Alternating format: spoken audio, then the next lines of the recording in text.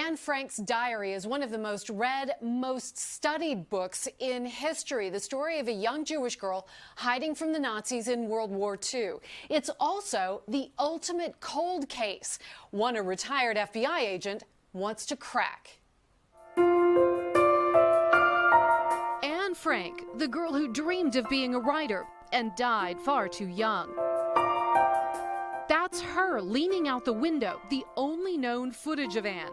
A year later, she was locked away here. This is the window that was so well documented by Anne in her diary. The attic above her father's warehouse where she wrote about the blue sky, the bare chestnut tree glistening with dew. We have been here now for 1 year, 5 months, and 25 days. Her story became an Oscar-winning movie, The Attic, a museum. I call it the most visited crime scene perhaps in the world. A crime retired FBI agent Vince Pankoke is hoping he can finally solve. Whether someone tipped off the Gestapo, leading them up these stairs in August 1944, through the attic door hidden behind a bookcase, and sending Anne Frank to her death at a German concentration camp. But we do have probably over 10 very solid leads, good information coming in from relatives of victims and also relatives of suspects. The only suspect ever investigated was Willem van Maren, a worker in the warehouse below the attic. The case was dropped in 1963 for lack of evidence.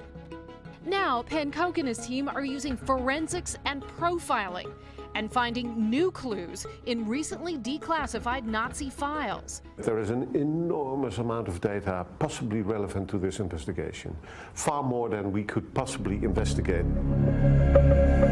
So they're using artificial intelligence, building a first-of-its-kind database of millions of documents spread across archives in Israel, Germany, Belgium, the Netherlands, Britain, and the U.S., asking the computer to connect the dots. Already, it's given them this map.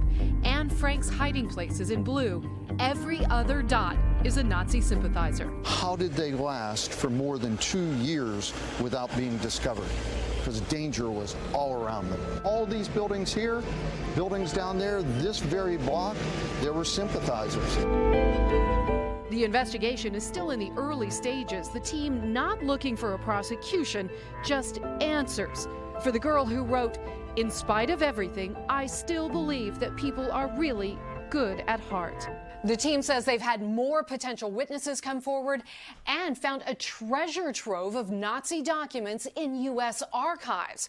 You can follow their progress on coldcasediary.com. They hope to have answers on the 75th anniversary of Anne's arrest next August.